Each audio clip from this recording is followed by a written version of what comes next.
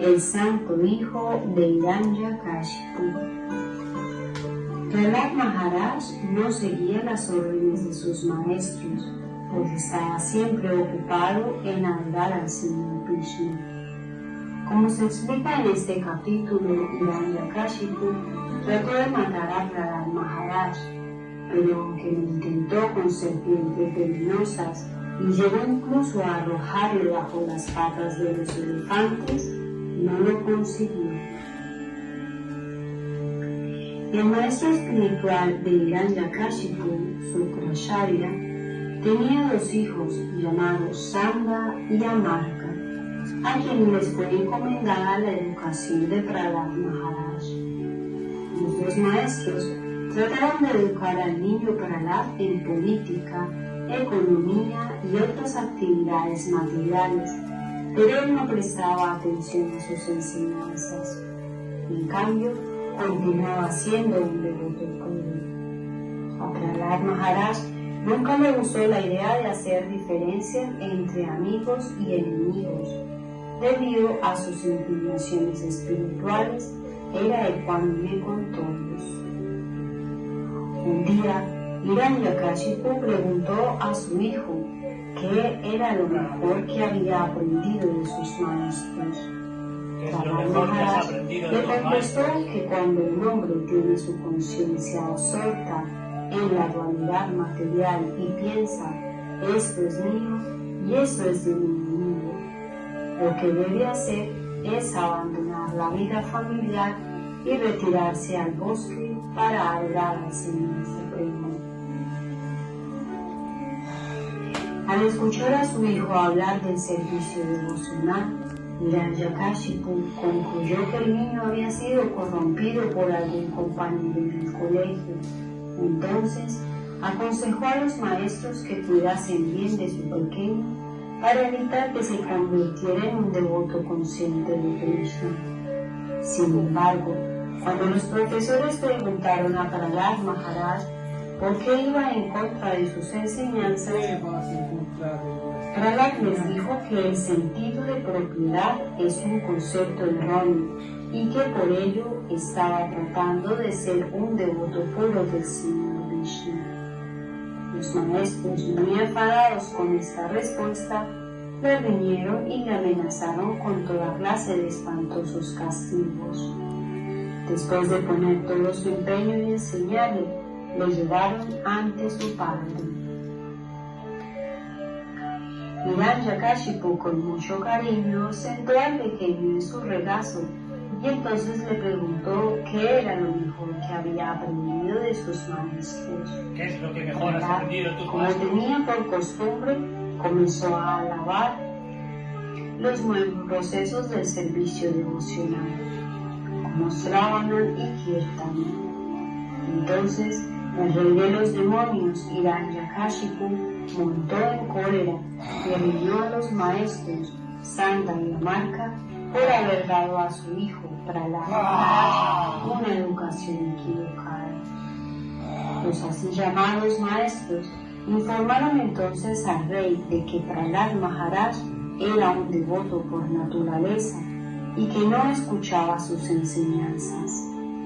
Cuando hubieron demostrado su inocencia, Hiranyakashipu preguntó a Prahlad de dónde había aprendido el Vishnu Bhakti.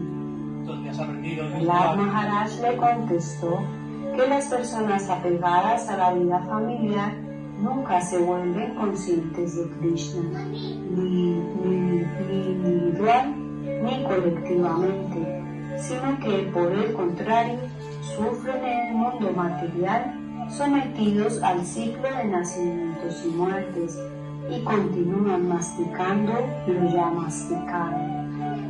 Prahlad explicó que todo hombre tiene el deber de refugiarse en un devoto puro para de ese modo poder entender el proceso de conciencia de Krishna.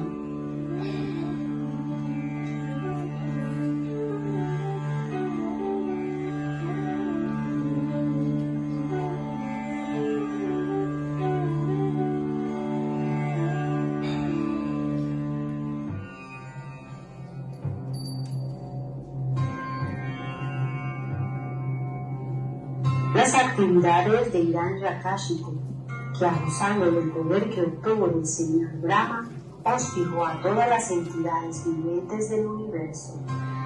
Con sus rigurosas austeridades, Hiranyakashipu satisfizo al señor Brahma y obtuvo las bendiciones que deseaba.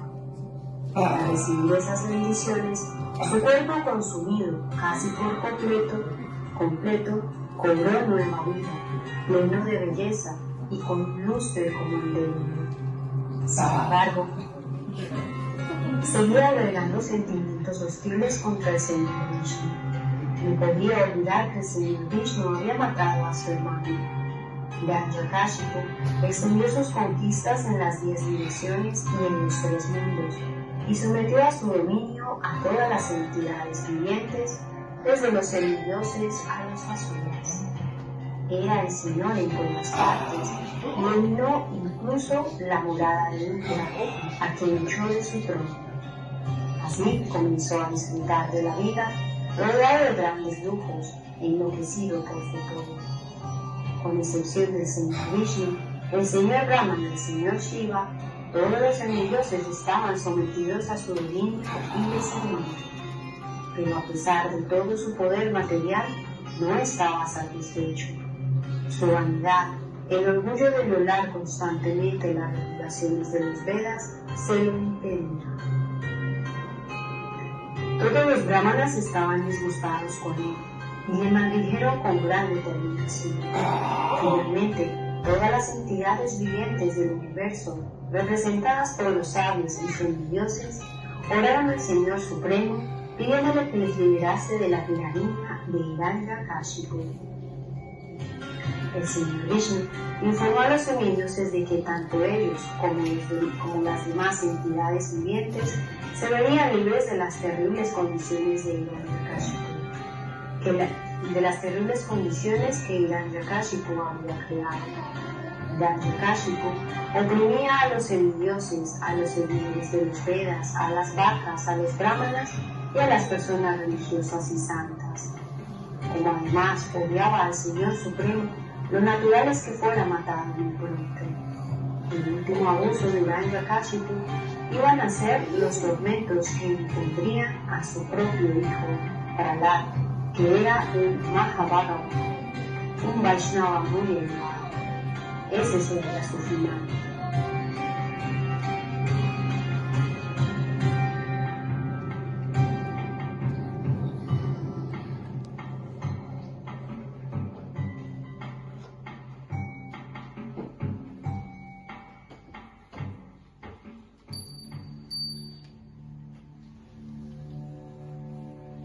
El señor Nishingadeva mata al rey de los demonios. Como se explica en este capítulo, Hiranyakashipu se disponía a matar a su propio hijo Prahlad Maharaj, pero la suprema personalidad de Dios apareció ante el demonio en la forma mitad león y mitad hombre, Sri Nrikeshari, y le mató. Siguiendo las instrucciones de Prahlad Maharaj, todos los hijos de los demonios se apegaron al Señor Vishnu, la suprema personalidad de Dios. Cuando ese se apegó, comenzó a resultar evidente. Sus maestros, Sandra y Amarka, sintieron mucho miedo de que la devoción de los niños por el Señor fuese cada vez mayor. Llenos de desesperación, revelaron a Hiranyakashipu con todo detalle los efectos de la prédica de Prahlad. Tras escuchar aquello, Hiranyakashipu decidió matar a su hijo Prahlad. Hiranyakashipu estaba tan iracundo que Prahlad Maharaj no logró calmar a su demoníaco padre ni con palabras, ni postrándose a sus pies. Hiranyakashipu, con la conducta característica de los demonios, proclamó su propia grandeza, diciendo que estaba por encima de la suprema personalidad de Dios. Pero Prahlad Maharaj le desafió, diciéndole que no era Dios, y comenzó a glorificar a la suprema personalidad de Dios. Prahlad declaró que el Señor es omnipresente, que todo está subordinado a Él, y que nadie es igual ni más grande que Él. De ese modo, pidió a su Padre que se mostrase sumiso ante el Todopoderoso Señor Supremo. Cuanto más glorificaba Prahlad Maharaj a la suprema personalidad de Dios, más iracundo y agitado estaba el demonio. Hiranyakashipu preguntó a su hijo Vaishnava si Dios estaba dentro de las columnas del palacio, y Prahlad Maharaj inmediatamente contestó que el Señor está en todas partes y que por lo tanto también estaba dentro de las columnas. Hiranyakashipu, al escuchar la filosofía de su joven hijo, se burló de la afirmación del niño, considerándola infantil, y dio un violento puñetazo a la columna. En cuanto Hiranyakashipu golpeó la columna, de su interior salió un estruendoso sonido. Al principio, Hiranyakashipu, el rey de los demonios, solo veía el pilar, pero el Señor, para dar validez a las declaraciones de Prahlad, salió de él en su maravillosa forma de Narasimha, mitad león y mitad ángel. Hiranyakashipu inmediatamente tuvo la certeza de que aquella forma extraordinaria y maravillosa del Señor tenía la intención de matarlo, de modo que se dispuso a luchar con aquella forma mitad hombre, mitad Dios.